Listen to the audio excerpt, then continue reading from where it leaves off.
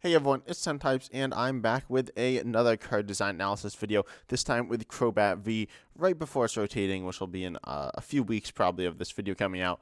And yeah, I'm really happy that I got a bunch of votes on the poll on the community tab. If you haven't seen that, go check that out. You can vote on various things, including upcoming video ideas, as well as for these card design style videos and other things.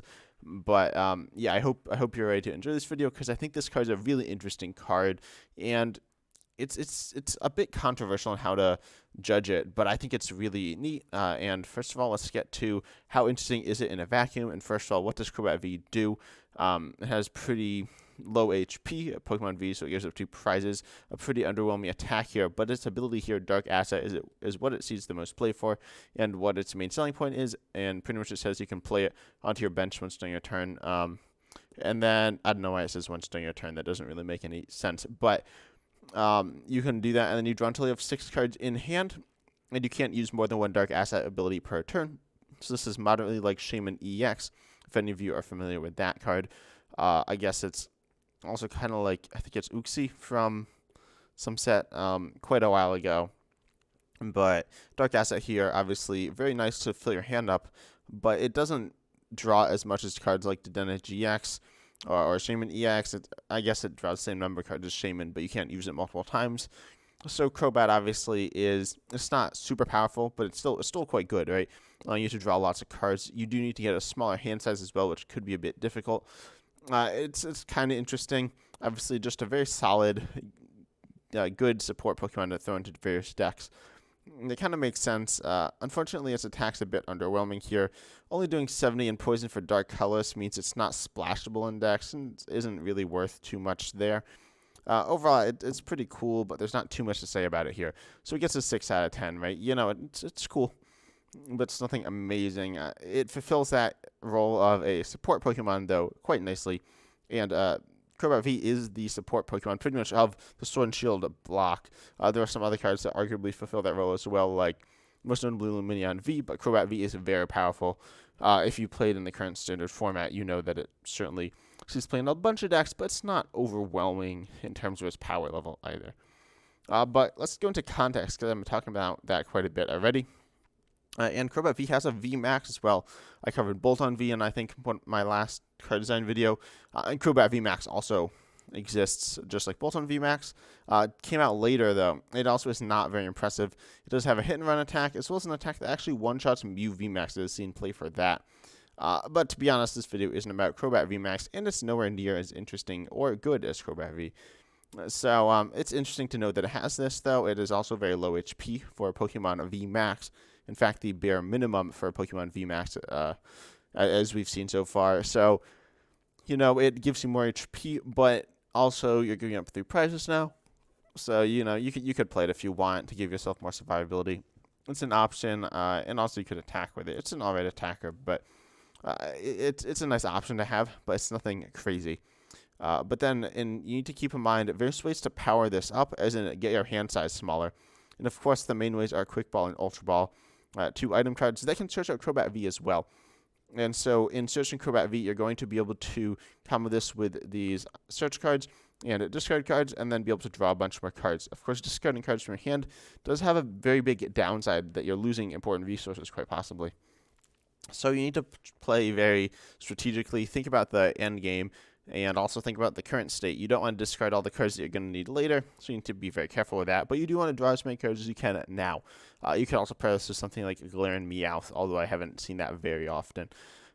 But, you know, it's pretty cool, and Crobat does see a lot of play, especially because these cards, if you didn't have other cards to discard things from your hand, then this would likely not be very powerful. There are only a few, though Quick Ball and Ultra Ball are really the only ones I can think of. Of course, you can always play any items from your hand. You can play an energy. You can place a stadium. You can play a supporter, although those likely draw cards. But you can thin out cards from your hand just by playing them, but there are only a few ways to be able to just discard stuff straight out. You could also use Cramomatic, but that doesn't necessarily see a ton of play with Crobat V. And again, is another discard and search style item card. And then there are a few other interesting interactions. Notably, it's very powerful with Eternatus V Max, as it's essentially the only draw engine for Eternatus V Max. And there are some really interesting things to consider about this card. And notably, when you play it down, obviously it takes up a bench space. And I could include these in the no context section, but I've chosen to include them here. Of course, it takes up a bench space, and that's also very vulnerable to being targeted down by opponent's side of the board because its fighting weakness isn't great, and also the fact that it just has very low HP, gives up a lot of multiple prizes, means it's super vulnerable. You see it against Mew VMAX, Genesect V is targeted down a lot. So yeah, Crobat V is very vulnerable, much more vulnerable than Genesect as well, and it's almost never an attacking threat. You can retreat out, it only has a 1 retreat cost, but it's certainly very vulnerable. And then, as I said, it takes up a bench slot, which can be really annoying, but with a deck like Eternatus VMAX, you can actually go ahead and just have so many more bench spots that it doesn't really matter that Crobats are filling half your bench, because you still have the other half to play whatever you need and have like 4 more slots. And then also Collapse Stadium, reducing your bench, meaning that you can't play Crobats, which can be very detrimental. Or if you've played 4 Pokemon, you can drop Collapse Stadium to counter them, shrink their bench a little, and that's very powerful. And then also Collapse Stadium can allow you to discard your Crobat. If you've played 5 Pokemon on your bench and Crobat's one of them, you can get rid of the Crobat and remove that vulnerability from your bench. Of course, locking your own bench. But in the fact that you're removing that vulnerability, it can be very good and very worthwhile. So I definitely think that's worth it. Sometimes you need to obviously consider what deck you're playing. But if you want to, say, play this in a deck like Mad Party or another single prize deck, then removing your multi-prize vulnerabilities from the board is super duper good, and this is really the main way of doing it. You can also use Volo, I believe, but don't use Volo.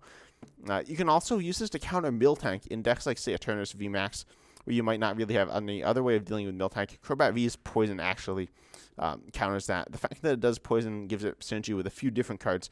And overall, it's really interesting. A very subtle detail, but it does make some impact. And you see this poison mechanic carried out a lot through the VMAX, as that becomes a very important aspect of that style of card. But Crobat V's ability to do poison can win you games or just stop you from being completely out.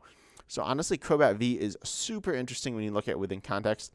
Nothing like crazy, but it's pretty cool. A lot more depth than you'd see at first glance, and there are even more aspects, but we'll get to those later, especially with interactions between the opponent, very more specific interactions, but this is going to get a 9 out of 10, right?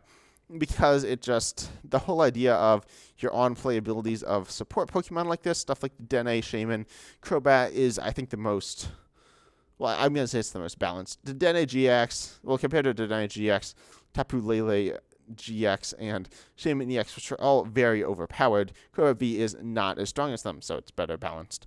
And then, of course, the Quick Ball Ultra Ball has just that natural synergy, so it feels really nice. It feels like it's been well crafted into the meta, and very usable in a wide variety of decks, and nice, although it does have its downsides, so it's not just like an autoplay every time you have it, which is really nice. Not necessarily for the player, but for the state of the game. Now, fun to play against.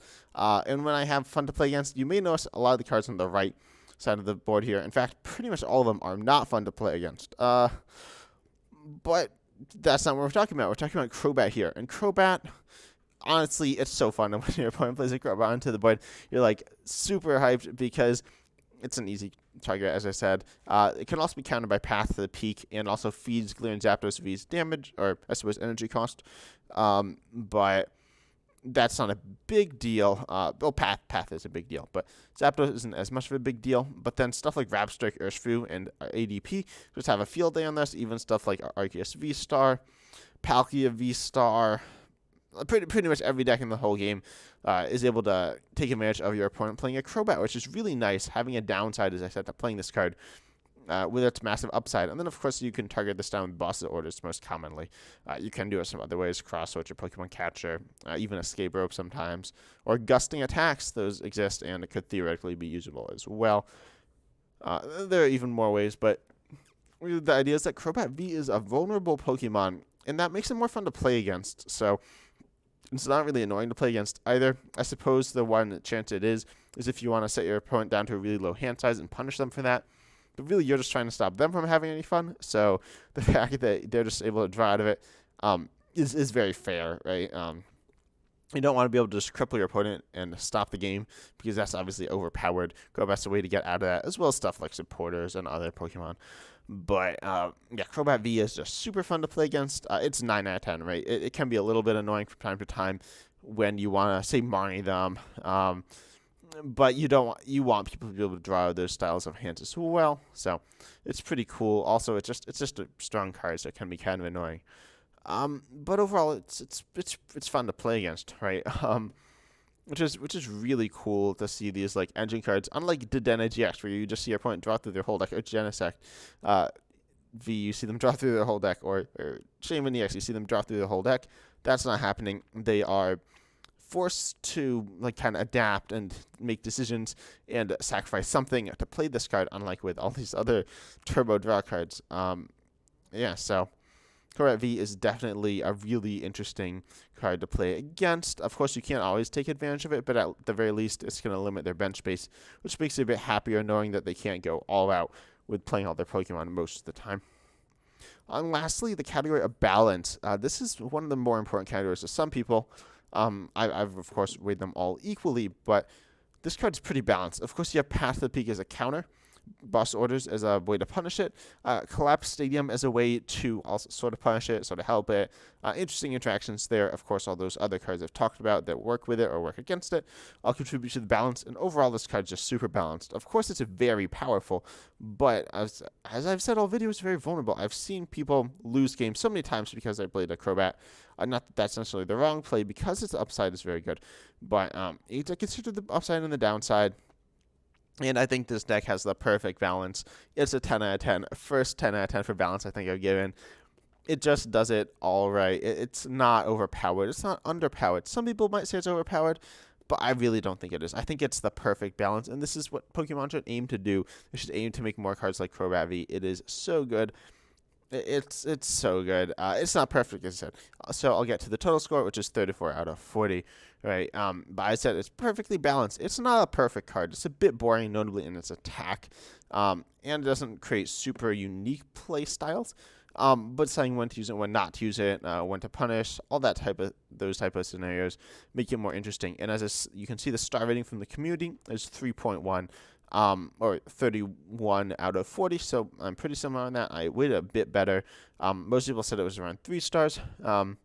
So, you know, it's a very, very solid card that I really, really enjoy playing with. I hope they introduce some new Pokemon that's kind of like it. We've seen Lumineon V. There's actually a Squawkabilly EX coming in the new, in a new set in a few months or something. It's all right. But it's not Crobat. It's not the Denny. It's not Crobat. It's something else. It's a bit weaker, and a bit less versatile as well. The Crobat V also is versatile. Good in the late game, good in the early game. Always good to have in your deck, but always a bit of a danger as well. So I really like this card, but I'm really interested in hearing your thoughts. Obviously, I've seen the community vote, so I know that aspect, but hearing like individual responses is really helpful. So I can, one, obviously just know what you think, because it's really interesting, but also know any changes you think that I was wrong on, right? Because obviously I try to make these as true as possible. But I hope you enjoyed this. I hope you enjoy this card as well, right? I hope you enjoy Pokemon in general. But as I said, any feedback as well as new types of videos. I'm interested in doing some new videos. I'm interested in hearing what you have to say. But I hope you enjoyed, and as always, I'm excited to see you in the next video.